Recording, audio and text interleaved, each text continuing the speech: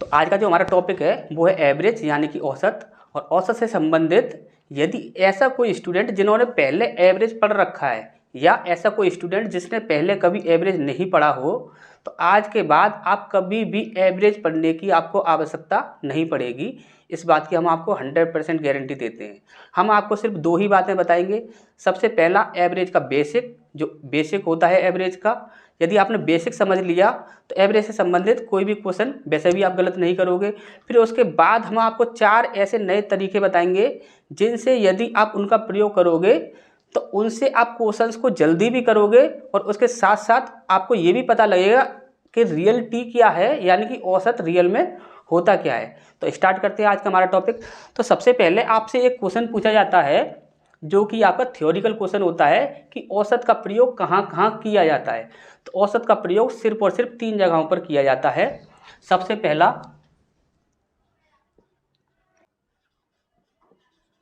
माध्य विचलन, दूसरा होता है आपका मानक विचलन और तीसरा होता है आपका प्रसरण।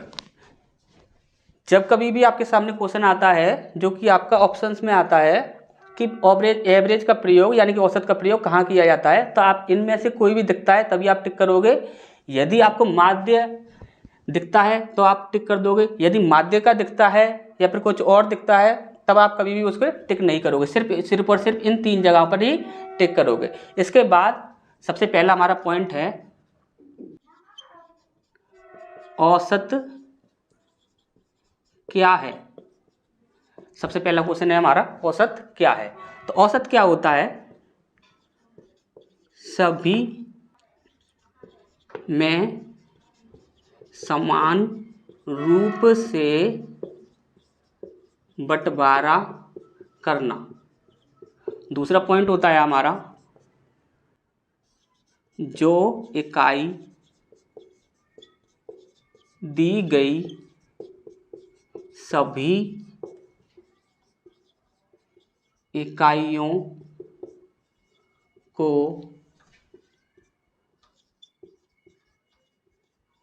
बैलेंस करे। उसके बाद सिर्फ आपका एक लास्ट पॉइंट बचता है तीसरा, कम वाले को देना और ज़्यादा वाले से लेना और सभी को बराबर या समान रखना। ठीक, सबसे पहला पॉइंट औसत होता क्या है आपका? तो सभी में समान रूप से बंटवारा करना, यही हमारा कहलाता है औसत। इसके बाद जो इकाई दी गई है, जो ऐसी इकाई जो कि सभी दी गई इकाइयों को बैलेंस करके रखती है, यानी कि दोनों पलड़ों को बराबर जो इकाई रखेगी वही कहलाएगी हमारी औसत।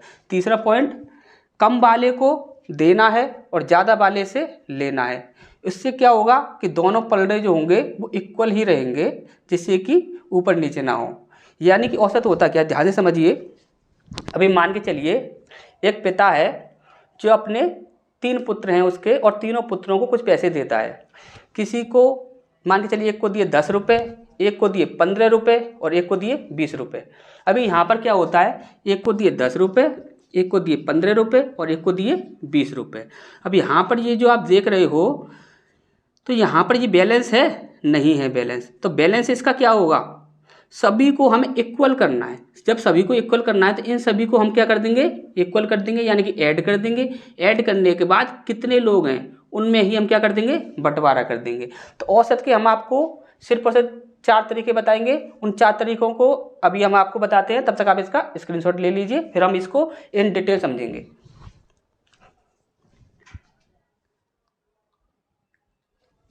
तो सबसे पहला जो हमारा तरीका है यानी कि फर्स्ट, वो क्या है? देखिए ये जो तरीका है ये आप सभी अच्छे से जानते हैं, लेकिन ऐसे स्टूडेंट जिन्होंने पहले औसत ना पढ़ा हो तो उन्हें भी बताना आवश्यक है, इसलिए हम इसे बता देते हैं। तो हमेशा ही याद रखिए औसत, औसत को एक और नाम से जाना जाता है माध्य। ठीक, औसत या माध्य बराबर क्या होता है आपका, सभी दी गई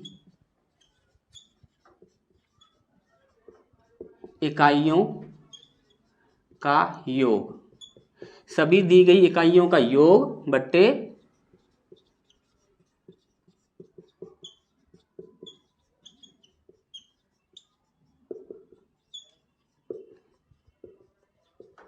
सभी दी गई इकाइयों की संख्या।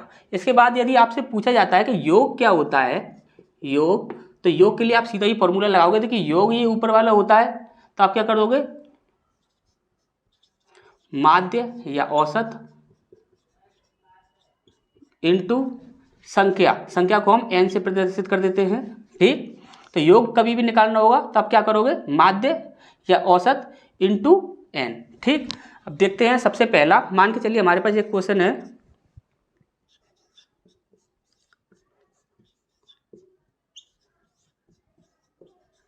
पच्चीस, ये हम फर्स्ट ट्रिक से कर रहे हैं। तो यहाँ पर ध्यान से देखेंगे आप, तो हमें इसका जब औसत निकालना है तो हमें क्या करना होगा, इन सभी का योग करना होगा। यदि हम इन सभी का योग करते हैं तो योग आ जाता है हमारा 75। हमने क्या बोला था, सभी दी गई इकाइयों का योग बट्टे सभी दी गई इकाइयों की संख्या। अब संख्या कितनी है, 1 2 3 4 और 5, यानी संख्या कितनी है 5। अब यदि हम इसे 5 से डिवाइड करें तो देखिए 5 एकम 5 बचा 2 पचम 25, कितना आया हमारा 15, ये आ गया हमारा औसत आ गया। इसके बाद नेक्स्ट टाइप देखते हैं, सेकंड, ये चीज़ आपको अच्छे से समझ आ गई होगी। यदि आपको इस प्रकार से योग निकालना है तो योग कैसे निकालोगे आप, जैसे कि आपने रख दिया योग इक्वल टू, औसत कितना निकला है आपका 15 और संख्या कितनी है आपकी 5 इंटू 5, और इसका इंटू करोगे तो आपका कितना आ जाता है 75। सेकंड, मान के चलिए यदि आपको इस प्रकार से औसत नहीं निकालना है तब आप क्या करोगे, मान के चलिए आपने कोई भी संख्या ऐसी ले ली जिसे हम मानते हैं कि वो औसत है। आप कोई भी कैसी भी संख्या ले लीजिए इन संख्याओं में से, अगर क्वेश्चन गलत हो जाए तो गारंटी हमारी है। 20 मान लिया हमने, आप कुछ भी मान लीजिएगा, आप जब प्रैक्टिस करो तो आप खुद ही मान लीजिएगा।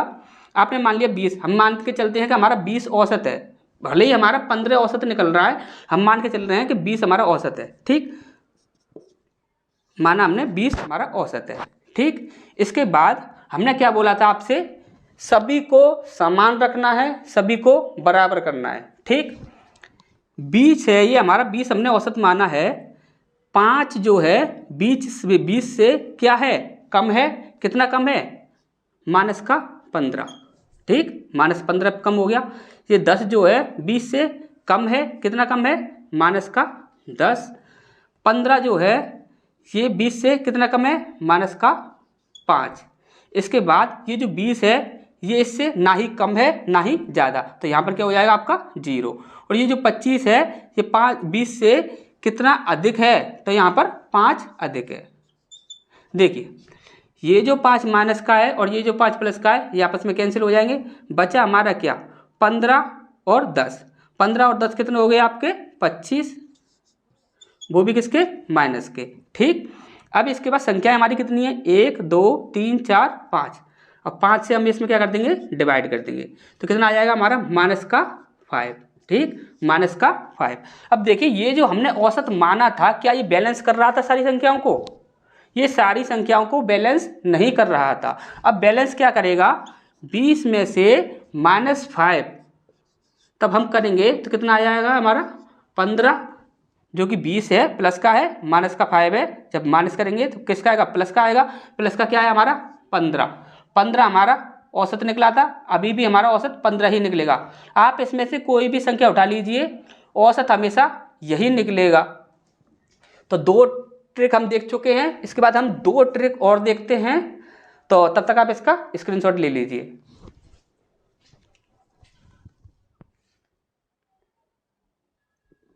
तो इसके बाद हमारा जो तीसरा तरीका है, हमने आपसे क्या कहा था कि औसत को एक और नाम से जाना जाता है जो क्या होता है माध्य। औसत माध्य, दोनों एक ही बात बताई थी हमने।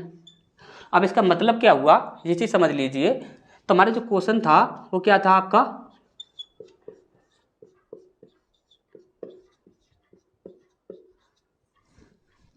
ठीक।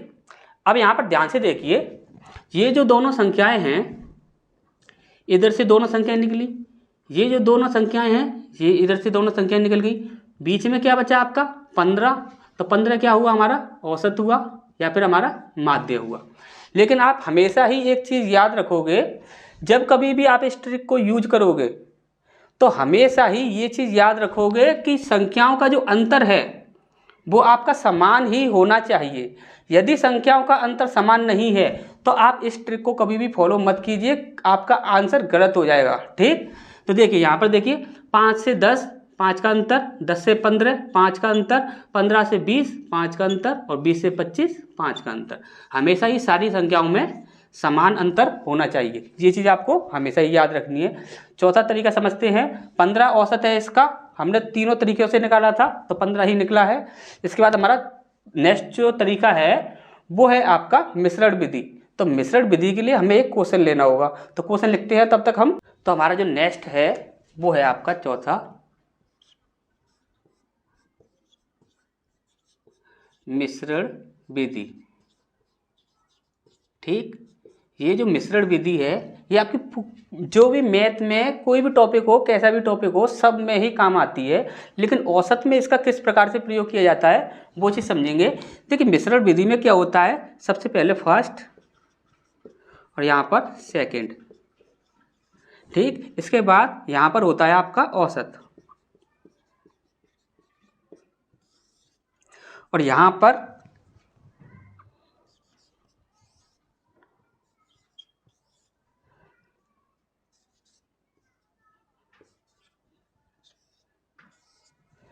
ध्यान से समझिएगा, ये होता है आपका कुल औसत। कुल औसत जिस तरीके से हम बता रहे हैं सिर्फ उसी तरीके से आप याद रखिएगा। इसके बाद यहाँ पर जो होता है वो होता है आपका औसत या परसेंटेज या मूल्य, ठीक। इसके बाद यहाँ पर जो होता है वो होता है आपका मात्रा या लोग या संख्या, ठीक। अब ध्यान से इस चीज़ को आप समझ लीजिए, ये जो होते हैं ये हमारे निकलते हैं अनुपात। बहुत ही ज़्यादा इजी है, आप ध्यान से अभी समझोगे आराम से समझ आ जाएगा। यहाँ पर ये जो फर्स्ट और सेकंड है ये हम हमेशा ही औसत रखेंगे। यदि औसत की बात करेंगे तो औसत रखेंगे, यदि प्रतिशत में चल रहे हैं तो परसेंटेज रखेंगे या फिर आप में मूल रखेंगे, ठीक। यहाँ का जो औसत होता है वो आपका कुल औसत होगा, टोटल होगा, टोटल औसत, ठीक। इसके बाद यहाँ पर हमारा रेशियो निकलेंगे। इसके बाद यहाँ पर जो रखेंगे हम या तो लोग या संख्या या मात्रा। अब ध्यान से समझिए इस चीज़ को फॉलो कैसे करेंगे।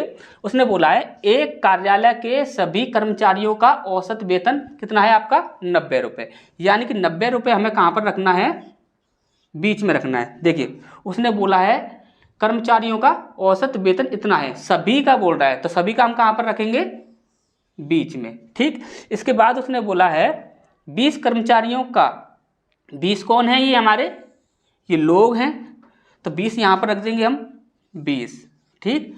20 कर्मचारियों का औसत वेतन 500 रुपये, कितना है आपका 500। जो हमने बोला था यहाँ पर हम क्या रखेंगे, औसत रखेंगे।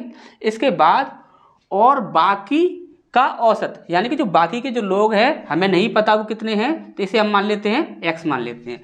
बाकी का औसत कितना है 80 रुपये, यहाँ पर कितना दिया हुआ है उसने 80, ठीक। इसके बाद सभी कर्मचारियों का कुल औसत क्या हो, सभी कर्मचारियों की कुल संख्या पूछी जा रही है, कुल संख्या कितनी होगी। यहाँ पर हमारी संख्या रखी जाती है, मालूम है आपको, संख्या हो, लोग हो या मात्रा हो। तो यहाँ पर एक का तो हमें पता है लेकिन बाकी का नहीं पता, तो हम क्या करते हैं, इसमें सदैव ही आप क्या करोगे, इधर से इधर यहाँ पर आप माइनस करोगे और इधर से इधर, यहाँ पर हमेशा ही क्रॉस में ही माइनस होता है। इसमें से जब हम इसे माइनस करेंगे तो कितना आता है हमारा 10 आता है। इसके बाद इससे हम जब इसे माइनस करेंगे तो कितना आएगा हमारा 410। ठीक, 0 से 0 कैंसिल कर दो तो यहाँ पर कितना बचता है, यहाँ पर हो जाएगा हमारा x रेशियो 41x। ठीक, यही तो हमारा रेशियो निकलेगा। अब ये जो रेशियो निकला है, अब ध्यान से समझिए, x की वैल्यू कितनी है 20, यानी कि x की वैल्यू कितनी है आपकी 20,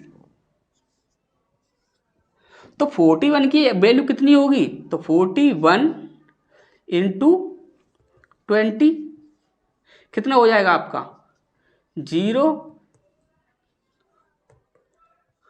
820। यानी कि जो उसने बोला था कि और बाकी का औसत वेतन, यानी कि और जो बाकी जो लोग थे, बाकी लोग कितने थे 820 लोग थे। इसके बाद उसने बोला है सभी कर्मचारियों की कुल संख्या कितनी है, तो सभी कर्मचारियों की कुल संख्या कितनी हो जाएगी, ये 20 हैं आपके और ये कितने हैं आपके 820, तो 820 प्लस 20 इक्वल टू 840। ठीक, तो कुल जो संख्या निकली है कर्मचारियों की वो कितनी निकली है आपकी 840। यही हमारा आंसर हो जाएगा। यदि आपको अभी भी ये चीज़ समझ ना आई हो तो फिर से इस चीज़ को समझते हैं, एक क्वेश्चन और करते हैं जिससे आपको ये चीज़ पूरी तरह से क्लियर हो जाए। तो तब तक आप इसका स्क्रीनशॉट ले लीजिए।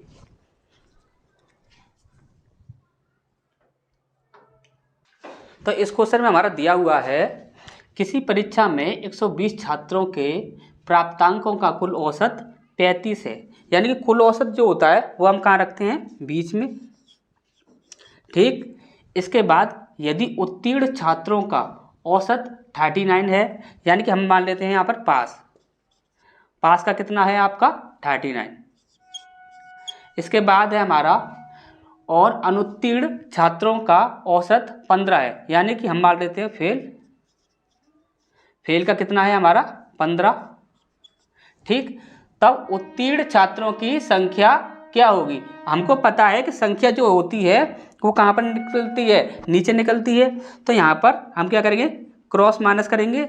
यहाँ पर जब इससे इसे हमने माइनस किया तो हमारा क्या बचा, हमारा 20 बचा हमारा, और यहाँ से जब इसे माइनस किया तो हमारा कितना बचा, हमारा यहाँ पर 4 बचा। ठीक, यहाँ पर देखिए तो यहाँ पर हो जाएगा सिर्फ x और यहाँ पर हो जाएगा 5x, ये हमारा रेशियो मिल जाएगा यहाँ पर।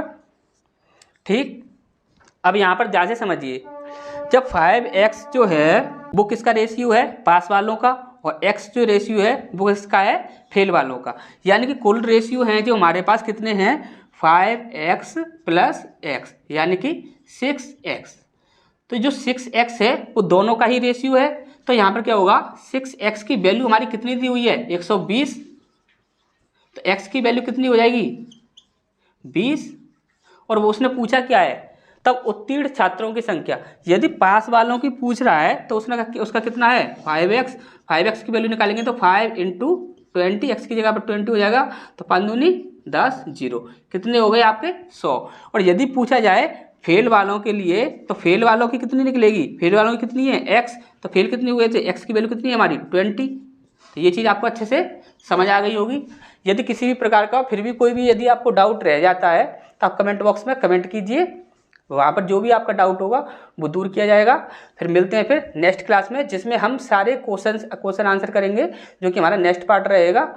इसके बाद जितने भी टाइप आपके अब तक कराए हुए हैं, जितने भी टाइप आपके अब तक एग्जामों में पूछे गए हैं, वो सारे ही टाइप आपको लाइन टू लाइन कराते रहेंगे। तो मिलते हैं फिर नेक्स्ट क्लास में।